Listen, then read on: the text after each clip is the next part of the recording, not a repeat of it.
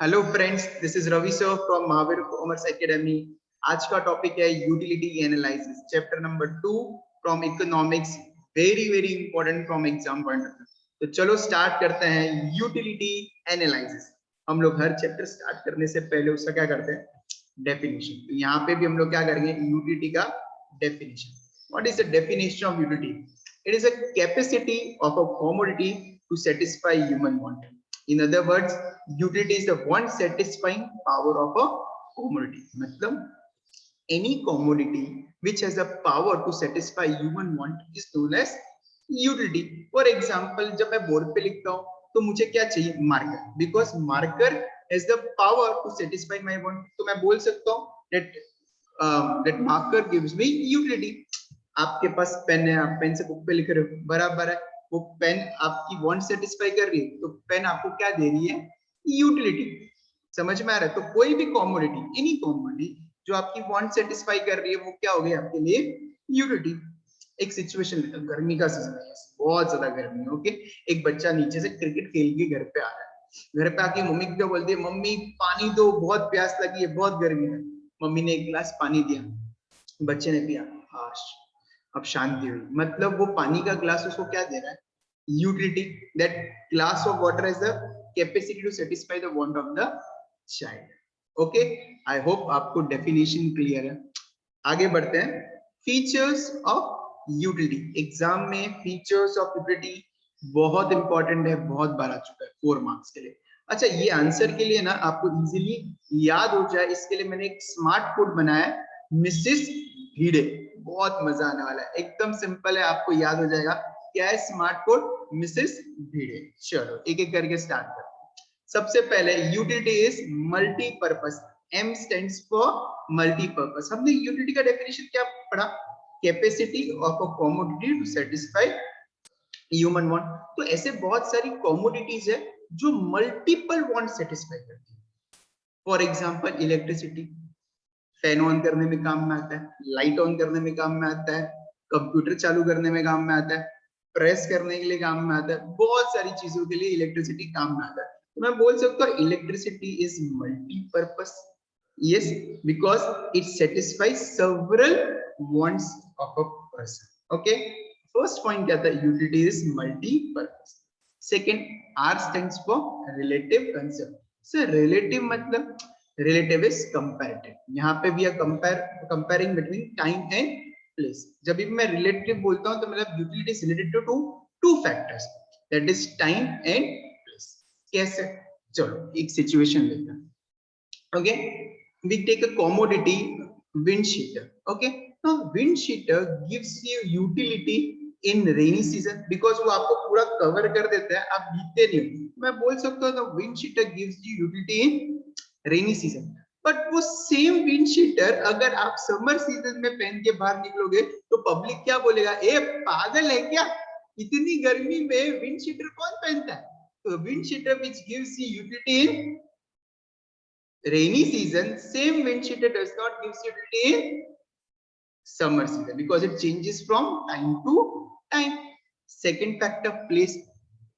Utility also changes from place to place. एक example लेते हैं, कश्मीर। ओके, कश्मीर वो बहुत ठंडी रहता है, कश्मीर में ऑल टाइम वहां का टेम्परेचर बिलो 0 या 0 रहता है। ओके, अब वहां पे अगर आप जाओगे तो आपको क्या चाहिए, वुलन क्लोथ्स। यस, वो वुलन क्लोथ्स आपको कश्मीर में क्या देंगे, यूटिलिटी देंगे। बट अगेन अगर वो सेम वुलन क्लोथ्स आप राजस्थान की गर्मी में पहनोगे तो पब्लिक फिर से क्या बोलेगा, ए पागल है क्या, इतनी गर्मी में वुलन क्लोथ्स कौन पहनता है? So again, utility changes from place to place. The same woolen clothes gives utility in Kashmir, but the same woolen clothes will not give utility in Rajasthan. So R stands for relative concept. S, subjective concept. See, utility na एक psychological concept. It changes from person to person according to taste, preference, likes, dislike, habits, surrounding, age, occupation वगैरह वगैरह। हर एक person के लिए utility अलग अलग है। एक एग्जांपल लेते हैं ना, बुक का एग्जांपल लेते हैं। एक एजुकेटेड पर्सन है, ओके, उसके लिए बुक यूटिलिटी देगा, हाँ सर एजुकेटेड है, पढ़ा लिखा है, बुक पढ़ सकता है, तो वो बुक तो उसको यूटिलिटी देगा। बट सेम बुक अगर आपने किसी इलिटरेट पर्सन को दे दिया तो उसके लिए तो काला अक्षर बेस्ट सम्मान, उसको यूटिलिटी कैसे मिलेगा? ओके, तो लिटरेट के लिए यूटिलिटी है, इलिटरेट के लिए बुक यूटिलिटी नहीं है, तो it changes from person to person. तो S stands for subjective concept. Okay, MRS Mrs हो गया। अब भिड़े की बारी। B, B is utility is the basis of demand. Basis of demand. See, a person will demand a commodity only if it is utility to him. Only if that product gives him utility. A person will not demand a commodity if it does not offer him any utility. आप कोई भी product को demand कब करोगे? जब वो utility देगा। चलो एक एग्जांपल लेते हैं। ओके, हम लोग लैपटॉप का एग्जांपल लेते हैं। ओके, अब लैपटॉप, एक बंदा है ऑफिस में काम करता है, उसको पावर पॉइंट प्रेजेंटेशंस बनानी रहती है वीकली। ओके, ऑफिस में, तो मुझे बताओ वो लैपटॉप उसको यूटिलिटी देगा? हाँ सर, वो उसको यूटिलिटी देगा। तो बट ऑब्वियस है वो बंदा उसको डिमांड करेगा। पर उसके ऑपोजिट में एक फार्मर है जो खेती बाड़ी करता है। ओके, क्या वो लैपटॉप को फार्मर को यूटिलिटी देगा? सब बिल्कुल नहीं देगा। क्यों देगा?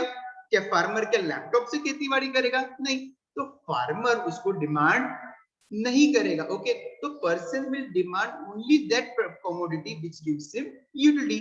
सो all in our case laptops give utility to a person who is doing a job in corporates, वो डिमांड करेगा। but same laptop will not give utility to farmer, so he will not demand that product. Is this clear? So B stands for basis of demand. Okay, hypothetical. H stands for hypothetical. See, measurement of utility is hypothetical. So what does you mean by hypothetical? Hypothetical मतलब imaginary concept. See, utility is an abstract concept, intangible, invisible. Utility दिखता नहीं है, वो calculate भी नहीं हो सकता। It can not be measured cardinally. Cardinal मतलब it can not be measured in numbers. It's an emotional concept. चलो सिचुएशंस लेते हैं बहुत सारे। ओके, अगर आप बहुत खुश हो तो आप बोल रहे हो आज मैं 10 किलो खुश है। ये 10 किलो खुश है मतलब वो क्या होता है? वो एक इमोशन है, उसको कैलकुलेट नहीं कर सकते। आपका कोई फ्रेंड है, उसका नवा नवा ब्रेकअप हुआ, वो बहुत रो रहा है, आप बोल रहे हैं बस कर पगले, कितना रोएगा, अभी तक तू 10 लीटर रो लिया है। 10 लीटर, अगेन वो एक इमोशन है, it can not be measured in numbers, can not be measured cardinally. Okay, तो it's a hypothetical concept, okay, imaginary concept. तो H stands for hypothetical. Okay, next I stands for intensity of water. This utility of a commodity depends upon intensity. जितना ज्यादा intensity है उतना ज्यादा आपको utility मिलेगा। एक सिचुएशन लेते हैं। एक बंदे ने ग्रीन चिली खा लिया, पूरा मुंह में तिखास हो गया, तीखा तीखा हो गया, बोला पानी पानी दो। उसने पहला ग्लास ऑफ वाटर किया, हाँ बहुत यूटिलिटी मिला। फिर भी मुंह में तिखास है, सेकेंड ग्लास ऑफ वाटर लिया, अब भी यूटिलिटी मिला पर पहले ग्लास से कम। फिर थर्ड ग्लास ऑफ वाटर पानी पिया, उसे तीसरा ग्लास पानी पिया, अब उसको और यूटिलिटी थोड़ा मिल रहा है पर पहले और दूसरे से कम। अब उसकी प्यास मिट गई, फोर्थ ग्लास ऑफ वाटर में उसको कोई यूटिलिटी नहीं मिल रहा है। अब आप देखेंगे पहले ग्लास ऑफ वाटर में जहां उसका पूरा तीखा से भर गया था, उसको सबसे ज्यादा यूटिलिटी मिला था। तो यूटिलिटी डिपेंड किस पे करता है? इंटेंसिटी। जितना ज्यादा इंटेंसिटी रहेगा उतना ज्यादा आपको यूटिलिटी मिलेगा। तो I stands for intensity. Okay, आपके लिए एप्लीकेबल है। जब एग्जाम होता है तो सबसे ज्यादा इंटेंसिटी होता है, तो बुक सबसे ज्यादा यूटिलिटी देता है आपको। जब एग्जाम नहीं होता है तो वो बुक आपको यूटिलिटी नहीं देता, बिकॉज इंटेंसिटी नहीं है ना उस टाइम पे। ओके, अब हमारा डी आता है, मिसेस भिड़े का D. D differs from usefulness.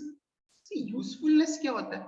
Usefulness is the benefit that is derived by consumer bye consuming that commodity. Okay, पर यूजफुलनेस और यूटिलिटी दोनों अलग अलग है। यूजफुलनेस बेनिफिट है, यूटिलिटी उससे डिफर।